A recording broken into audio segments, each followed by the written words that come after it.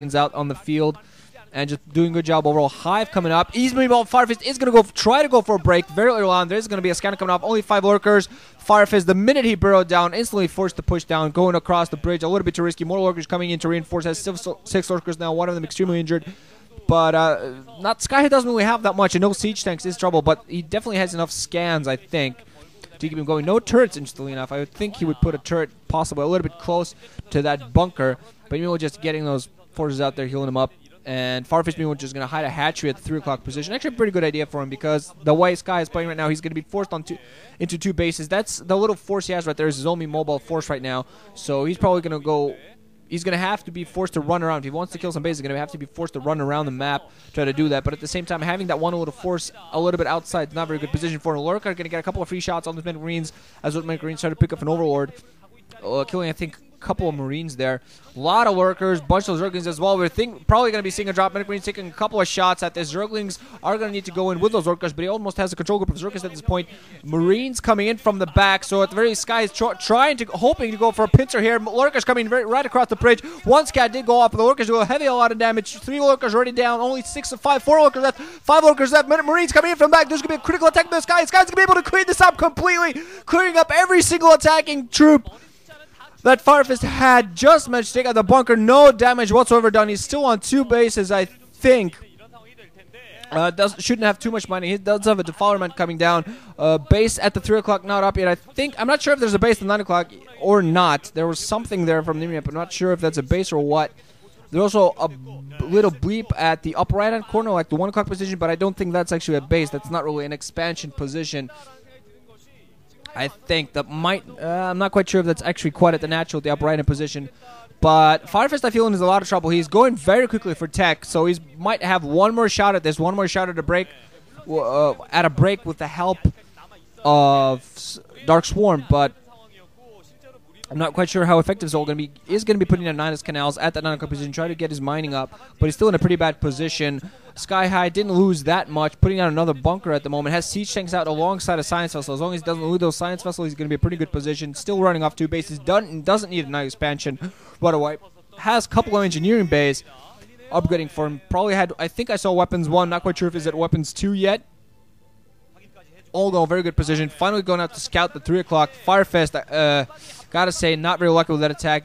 Does pick off that scout there.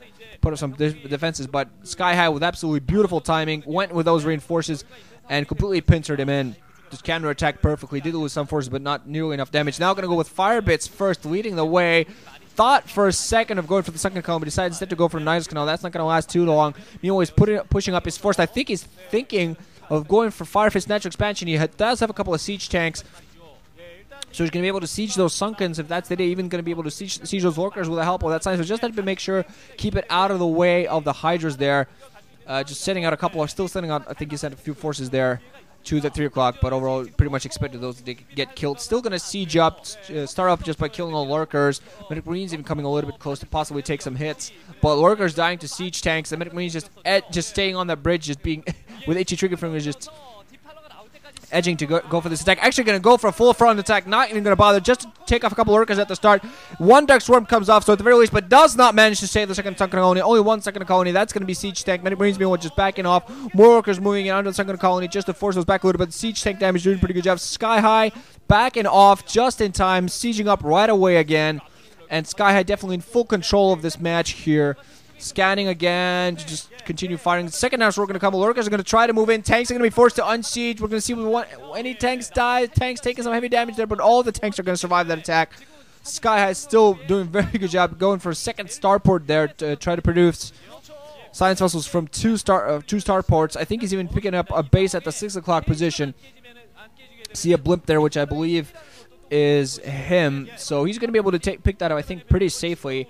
Unless Firefist tries to go for an attack forced from that 3 o'clock position, but I just don't think he's going to want to pull any forces from there. That has a second Sunken colony coming up at that position. It has only a few Zergers to defend. He's going to be able to use those Nidus canals, but he's going to have to have some very quick reactions to make sure that there is that attack coming in. There is that attack going to come in. Marines and Sciences leading the way. We're going to see whether he has enough forces coming out. It does have a couple of Sunken colonies just above that ramp. Irradiates the Defiler. The second it comes out, it's going to get 1 consume off and nothing. No Dark Swarms.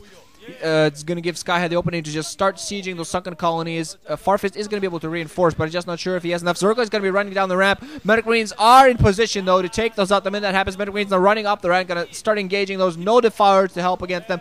There are a couple Orcas and Zerg coming in from the Nidus Canal, but I'm just not sure if there's enough. There's the Dark Swarm that comes off. At the very least, some of these Medic Marines are going to go off. Irradius did go off as well from those Science, so I think the Defilers are dead now. Tanks still sieging from the bottom of the ramps. With those Science Souls, did you get full vision? 2-1, weapons 2 and armor 1 on those marine forces.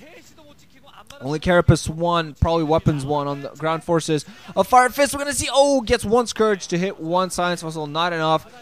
Still a Defiler in place, but SkyHigh still in a very dominant position. Firefist attempting to pick that 12 o'clock position up. But this expansion at 3 o'clock is a very critical position for him to hold. He's very always still managing to keep it alive, but he's getting his gas siege as well. Medic Marines again going to try to go for the break here. No lurkers. Is there no lurkers or Dark Storm? At the very least, there were some, I think, but they got picked off pretty quickly.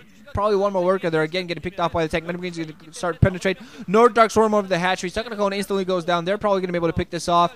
I'm not sure if there were any more forces. They're not just going to go off pretty quickly. There are going to be some Zergers coming in from the back to attack the tanks. They're going to attack. They're going to be sieging attack. They are going to be able to get picked off, I think. The Zerg is coming very close. They are going to be able, at the very least, pick off all of these tanks. But I think SkyHigh decides to sacrifice his tanks, pick off that hatchery. Much more important. He's going to be able to reinforce the tanks. Probably has already a couple. Also goes up to scout the 12. Did not go up the ramp, but just with those workers in position, should know there is another base being picked up by Firefist. Decent play going off there from Firefist on SkyHigh, but I think SkyHigh is still in a very dominant position. He has to make sure just to keep getting his forces going. He's losing some forces all over the place. Still has those Science Vessels up. Still has the decent Medic Marine force at the ready. Floating a command center off. Maybe this is towards the 12. I think actually. Okay, no, it's not right at that 6 o'clock position. Not quite at that 6. That building there. I think that might be a bunker actually, or a supply depot just next to the bunker. Even just maybe some ground forces. I think it was an eraser. No, I think it was actually a lurker getting. Thought for a second it was erased. I think it was actually a lurker getting irradiated. But still, Sky hasn't lost a single Science Vessel. I think those are 3 in the air he has now. Maybe 4. I think those are 3. Still in a very good position. And GG, yeah, GG from Firefist. And he was in a hopeless position. No troops to reinforce with SkyHigh, even though he lost some forces there, just in a dominant position. So he definitely takes the win here.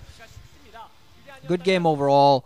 Firefist making a few mistakes, and SkyHigh taking this comfortably. So he's going to be moving on to the winner's match, and we're going to see who he faces off against. So GG, guys, wrenching out. Always good to be doing some good old StarCraft.